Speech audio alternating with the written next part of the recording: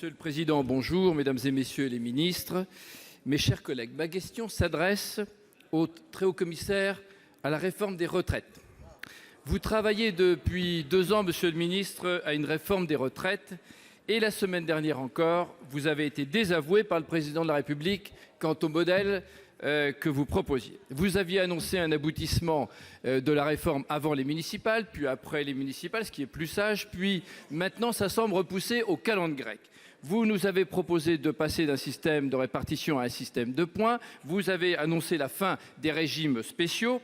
Mais on apprend par la presse que ça tangue au sein du gouvernement. Vous avez dit vous-même que l'option d'une réforme de régimes spéciaux pour les nouveaux entrants n'était pas votre tasse de thé. Elle était celle du président. En vérité, une seule chose semble sûre, c'est que vous avez fait le choix de la baisse du pouvoir d'achat des retraités, puisque les pensions ne seront pas révalorisées en 2020. Alors, Monsieur le ministre, je crois que le temps est venu de tomber les masques, de regarder les Français dans les yeux, de leur dire la vérité, sans en même temps en permanence ménager la chèvre et le chou.